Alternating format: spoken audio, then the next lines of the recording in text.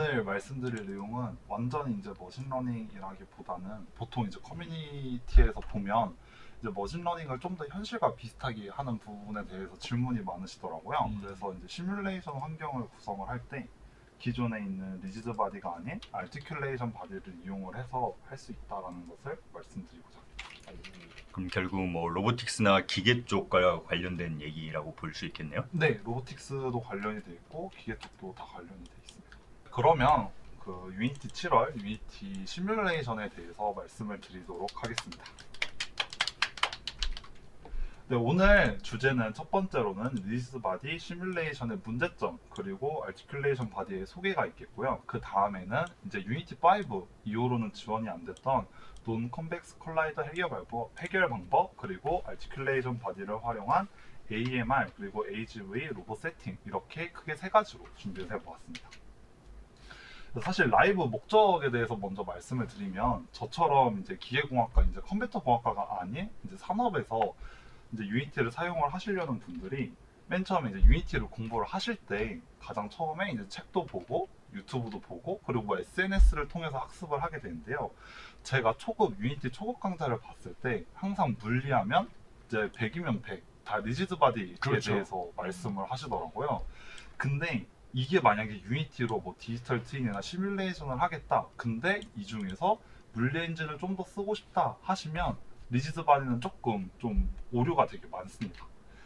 그래서 결과적으로 여기에서 분명히 책이나 유튜브 강의에서는 리지드 바디 사용을 하고 여기에 있는 조인트를 사용을 하면 된다고 했는데 유니티는 안 되네 하시고 포기하시는 분들이 되게 많았는데 그런 분들을 볼 때마다 좀 되게 유니티도 아티큘레이션 바디를 사용을 하면 되는데 이거에 대해서 레퍼런스나 자료가 많이 없어가지고 조금 많이 아쉬웠거든요. 그래서 이번에는 좀 머신러닝을 하기 위해 좀 더 정확한 정교한 물리 환경을 만드는 부분에 대해서 말씀을 드리고자 합니다.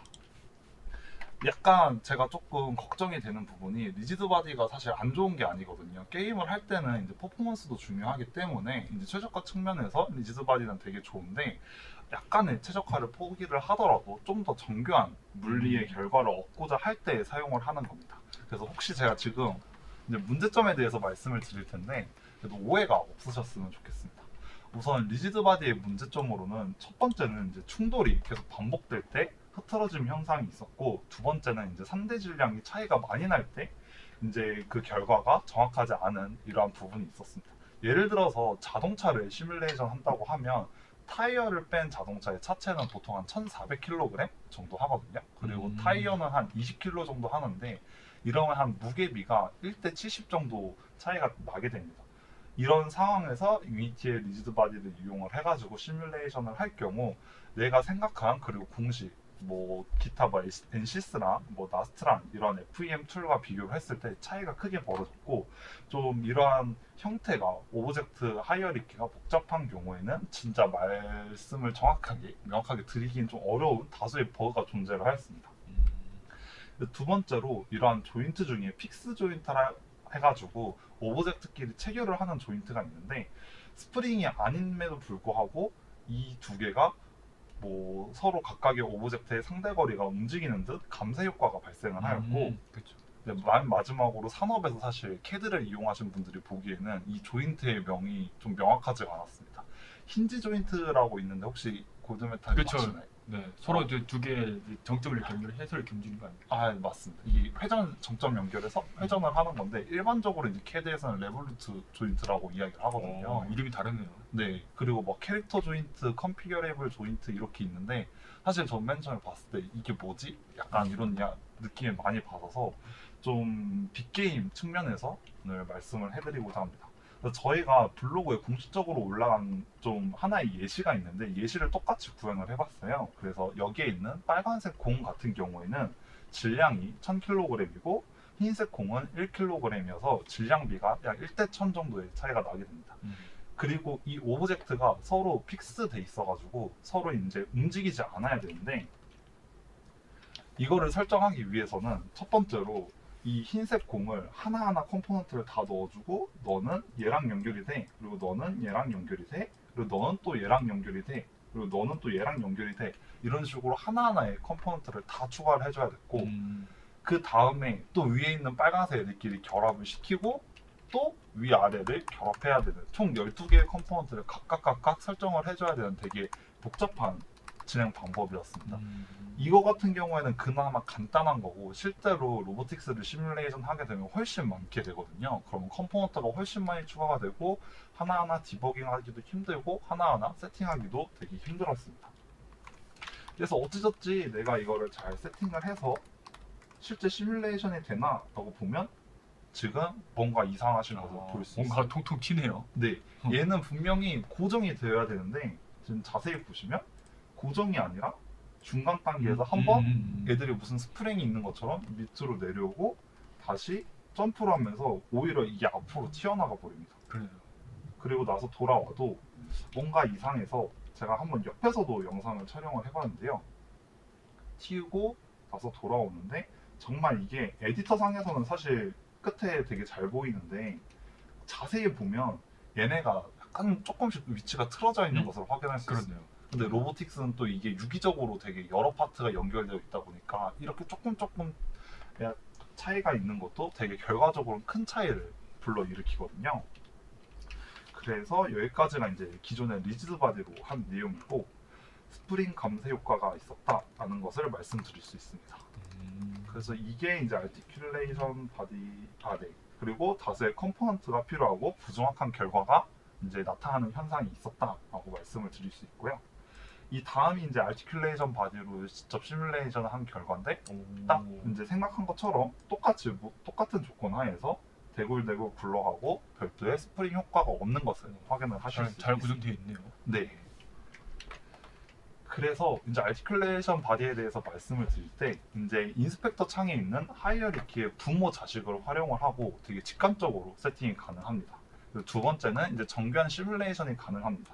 근데 저희가 이거를 맨 처음에 소개를 드릴 때 사실 아티큘레이션 바디 자체가 로보틱스가 아니라 일반적인 시뮬레이션에도 사용이 가능한데 약간 그 당시에 이제 유니티 로보틱스 패키지가 나오면서 약간 로보틱스에 조금 초점을 대서 말씀을 드린 게 있어요. 그래서 좀 아시는 분들도 그거 로보틱스 할 때 쓰는 거 아니야? 라고 생각을 하셔서 오늘 거기에 대한 좀 오해를 풀어드리고자 준비를 해보았습니다. 그래서 설정 방법에 대해서 말씀드리기에 앞서 일단 이 진짜 모델은 사용을 하지 않고 제가 AMR을 실제로 구현을 한번 해보았어요. 그래서 보통 다른 세미나 같은 데 보면 우리 신기술 나왔어요 라고 말씀을 드리는데 실질적으로 이거를 뭐 로봇이라던가 내 프로젝트에 사용하기에는 되게 어렵게 설명해 놓은 경우가 많아서 실제적으로 하나의 데모를 만들어서 소개를 드릴 예정입니다. 근데 이 데모를 말씀드리기에 앞서서 사실 이렇게 시뮬레이션을 할 때는 이제 콜라이더가 되게 중요하거든요. 그래서 이 부분에 대해서 잠깐 짚고 넘어가도록 하겠습니다. 이 콜라이더는 물리 연산에 관여를 하고 되게 균일하고 적정한 메쉬 수를 결정을 해야 됩니다. 그래서 유니티에서 콜라이더를 만드는 방법이 크게 세 가지가 있는데요. 첫 번째는 이제 기본 도형을 만드는 방법입니다. 그래서 유니티 씬, 인스펙터나 뭐 아니면 씬 뷰 안에서 우클릭을 누르고 뭐 큐브 아니면 뭐 구형, 실린더 이렇게 기본 도형을 만들어서 쓸 수가 있고 기본 도형 같은 경우에는 되게 메쉬가 잘 잡혀 있는데 다소 정교하게 나눠져 있지 않다는 단점이 있습니다. 두 번째 방법이 이제 VHACD 방법인데요. 이거는 메쉬를 되게 정교하게 생성을 하는데 되게 좀 작은 오브젝트한테는 좀 오히려 더 독이 될 수 있는 좀 효과가 있습니다. 지금 자세히 보시면 이 메쉬 콜라이더가 잡혀 있는데 사실 이쪽 선은 잡혀 있지 않아도 되는 부분이거든요. 그리고 이쪽 타이어 같은 경우에도 안에 좀 세부적으로 메쉬가 나눠져 있는 것을 볼 수 있습니다. 그렇네요. 그래서 이거는 그럼 VHACD는 좋지 않은 거냐라고 이야기를 하시면 뭐 오토데스크 안에 있는 샘플 중에 하나인데 위에 있는 게 컨벡스로 맥스를 잡은 거고 밑에 있는 게 VHACD로 잡은 겁니다. 그래서 VHACD 방식으로 잡으면 위에 실제적으로 충돌해야 하는 영역은 이렇게 되는데 지금 메쉬 콜라이더가 잡힌 영역은 이렇게 되죠. 컨벡스는 그냥 대충 이렇게 잡아라 버렸네요. 이렇게. 네, 그 이유가 이제 컨벡스 같은 경우에는 이제 삼각형 255개 개수 제한이 걸려져 있어가지고 그거에 대해서 이제 기존에 이제 아무래도 유니티가 게임 엔진으로 사용이 되다 보니까 좀 최적화를 하기 위해서 어쩔 수 없이 이렇게 했고 VHACD 방식을 사용을 하면 이 오브젝트의 메쉬 콜라이더를 진짜 여러 개 만듭니다. 그래서 그 255개의 제한이 있지만 각각은 여러 개 만들어서 되게 메쉬를 타이트하게 잡고, 주로 제가 자료 조사를 해본 바에 따르면 이제 VR이나 AR에서 이제 뭐 물체를 손으로 잡는 그런 프로젝트에서 많이 사용을 한다고 이야기를 하시더라고요. 근데 단점은 이쪽은 완전 컴퓨터 그래픽스에 대한 좀 딥한 어느 정도의 지식이 필요해서 별도의 파라미터 설정이 필요하다는 단점이 있습니다. 그리고 마지막으로는 이제 CAD 프로그램에서 별도 애드온을 지원을 하는 경우가 있거든요. 그래서 뭐 퓨전이라던가 뭐 솔리드웍스 이렇게 많이 대중적으로 사용이 되는 CAD 프로그램에서 자체적으로 모델링한 데이터를 이제 뭐 패키지 형태로 내보내주는 그런 애드온이 있습니다. 이런 애드온을 사용을 하면 보다 현실적인 물리 적용을 위한 메쉬를 생성을 할 수 있는데, 이것도 좀 예를 들어서 흔히 말하는 곡면이나 유선형이 많아졌을 경우에는 앞에 컨벡스처럼 되게 좀 러프하게 잡는 문제가 있습니다. 근데 제가 비교를 해서 드리면 다 동일한 타이어인데 기본 모델 그리고 VHACD 그리고 퓨전 투 유니티를 사용을 했을 때는 다음과 같이 콜라이더가 잡힙니다. 그래서 이거는 각각의 프로젝트 목적에 맞춰서 나는 조금 간단하게 하고 싶다 하면 기본 모델을 사용을 하시고, 나는 전체를 좀 타이트하게 잡고 싶다 하면 VHACD, 그리고 만약에 나는 CAD를 안다 싶으면 이제 CAD 프로그램이 있는 애드온을 사용을 하는 방식으로 진행을 하시면 될 것 같아요. 자, 그러면 이제 콜라이드를 설정을 했으니까 이제 아티큘레이션 바디를 적용을 하기 위해 가장 여기가 사실 한 50% 정도에 되는 개념이 있습니다. 이게 루트를 설정을 하는 건데, 이 루트란 기존의 리지드 바디를 사용을 하셨을 때 리지드 바디 밑에 컨스트레인이라고 되어 있어서 X, Y, Z에 움직이지 마, 또는 S축으로 회전하지 마, Y축으로 회전하지 마, 이렇게 제약을 걸 수 있는 설정이 있어요. 근데 아티큘레이션 바디는 그 제약을 걸 수 있는 오브젝트가 무조건 하나입니다. 나머지는 제약을 걸 수가 없어요. 나머지는 다 각각의 오브젝트에 연결이 돼가지고 이거를 뭐 픽스하거나 회전시키거나 하는 방식인데요. 이 루트는 한 개의 오브젝트만 설정이 가능하고, 무조건 고정해야 되는 물체, 즉 로봇팔의 경우 로봇팔의 완전 베이스가 되는 하단부, 아니면 이렇게 로봇의 경우 덮개, 이런 부분에 설정을 해야 됩니다. 그래서 제가 몇 가지 예시를 가져왔는데, 아까 말씀드렸던 이 공이 연결된 경우에는 사실 이렇게 빈 오브젝트를 만들고, 이 경우에는 뭐 다 움직여야 되니까 빈 오브젝트 1을 루트로 하고 그 밑에 오브젝트를 하는 방식으로도 할 수 있고요. 유니티에서 이제 데모가 있는데 되게 간단한 데모인데, 여기 같은 경우에는 맨 밑에 있는 이 고정되는 부분을 루트로 했습니다.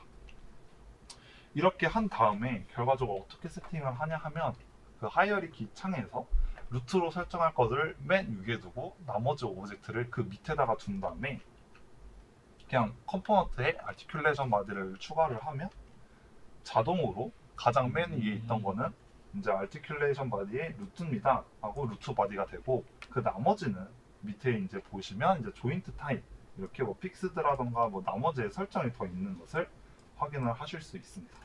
이 컴포넌트는 따로 뭐 패키지를 설치되는 건가요? 아닙니다. 기본적으로 있습니다. 네.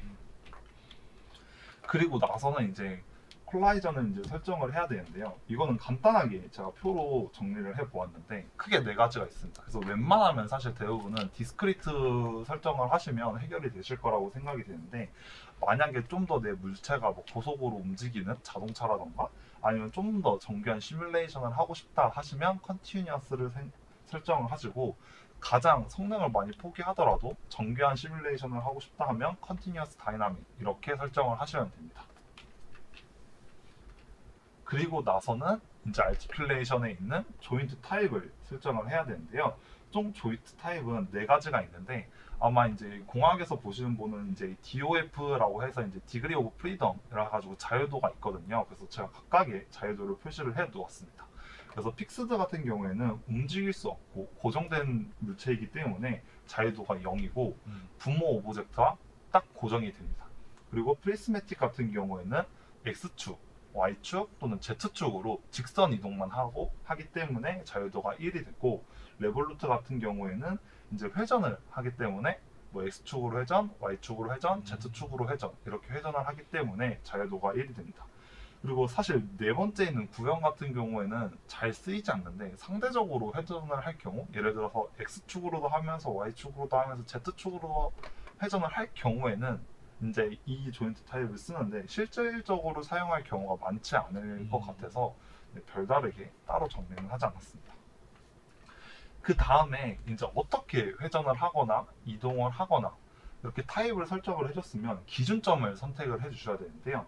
지금 보시면 왼쪽에 타이어에 조그만하게 회전을 하는 기준모가 나타나 있습니다. 에딧 조인트에 이 빨간색 박스를 누르면 이 조인트가 나타나게 되는데요. 여기에서 앵커 포지션과 로테이션을 맞춰주셔서 어느 방향으로 회전을 하고 어느 방향으로 조인트에 앵커를 맞출 건지 설정을 해주시면 됩니다.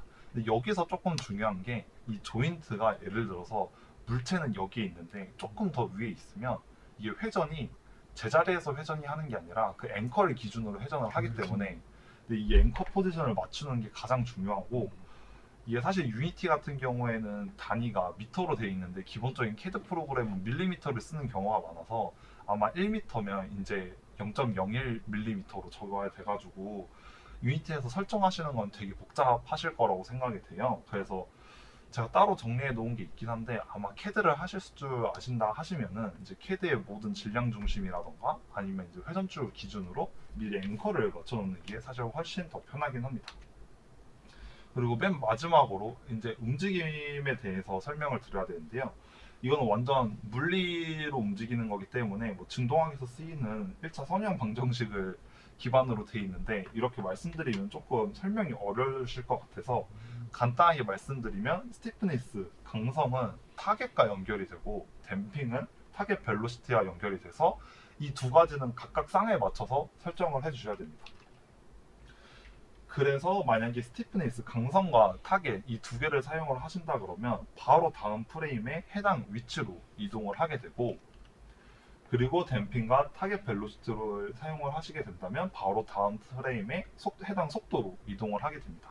여기에서 해당 위치나 해당 속도는 앞서서 설정을 했던 조인트 타입에서 예를 들어서 뭐 직선 이동을 하는데 X축으로 직선 이동을 한다. 근데 타겟이 3이다. 그러면 타겟이 X축으로 3m 이렇게 생각을 해주시면 되고 마찬가지로 레볼루트 회전을 하는데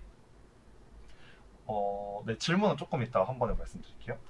레볼루트 회전을 하는데 여기에서 뭐 타겟 벨로시티는 그러면 선속도가 몇 미터다 라고 이렇게 설정을 해주실 수 있을 거예요. 이게 아무래도 빅게임에 계신 분들은 이게 시뮬레이션에서 내용을 설명을 하는 거다 보니까 조금 내용이 어려우실 수 있는데 반대로 뭐 기계공학이나 건축공학 이쪽 분들은 오히려 이게 훨씬 더 쉽고 직관적으로 다가오는 걸로 예상이 됩니다. 그래서 제가 실제로 진행한 AMR 움직임을 한번 해봤는데요. 왼쪽이 이제 게임 뷰고 오른쪽이 이제 씬 뷰인데 이제 키를 눌러가지고 저는 이제 코딩을 다 작성을 한 다음에 움직이는 거예요.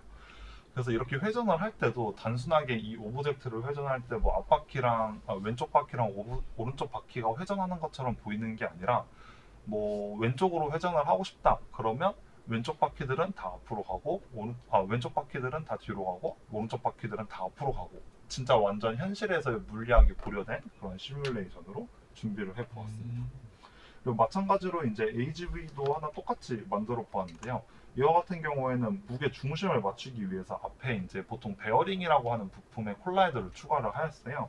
그래서 똑같이 마찬가지로 실행을 해보면 이렇게 잘 AGV가 굴러가는 것을 확인을 할 수 있습니다.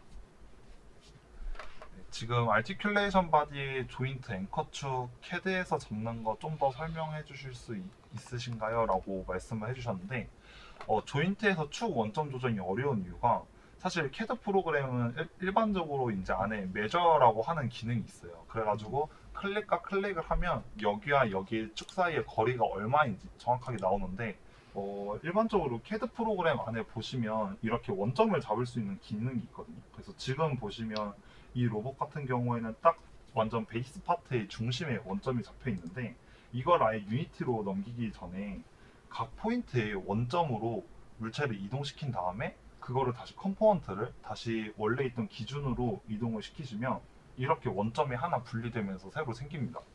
그래서 결과적으로 맨 마지막에는 원점이 각각의 물체에 회전하는 기준으로 다 적어 놓으시면 훨씬 유니티에서 하는 앵커 작업을 안 하셔도 돼가지고 아마 유니티보다는 CAD가 더 편하신 분들은 이렇게 넘기시는 게 더 편하실 거예요. 아, 그럼 결론은 부품이 많이 있는 것들은 다 이렇게 중심으로 해서 잡고 다시 위치로 돌려내는 거예요. 맞습니다. 근데 이거는 사실 유니티뿐만 아니라 어떤 프로그램을 써도 아. 다 이 컴포넌트 또는 이 게임 오브젝트가 어느 쪽을 기준으로 돌지는 설정을 해줘야 돼가지고 어쩔 수 없습니다. 저렇게 뭐 부품이 적은 것들은 뭐 크게 상관없겠지만은 네, 진짜 로봇팔 같이 부품이 엄청 많은 것들은 좀 약간 네, 좀 반복적으로 좀 많을 수 있겠네요. 네. 그래서 모델러와 원활한 소통이 필요합니다. 아, 그렇군요. 아, 여기서도 문제가 좀 있군요. 네, 네. 모델러한테 각 아, 부품의 원점을 다 그 원점 기준으로 잡지 말고 그 도는 앵커 포지션 기준으로 잡아달라고 말을 해줘야지. 안 그러면 뭐 시뮬레이션 엔지니어가 정말 고생을 많이 하거나 둘 중에 한 명이 하는데 그렇군요. CAD에서 하는 게 훨씬 편합니다. 이쪽은 아트, 이쪽은 뭐 모델러. 네. 소통을 많이 들어봅니다. 그래서 제가 준비한 내용은 오늘 여기까지입니다. 네, 알겠습니다. 수고하셨습니다.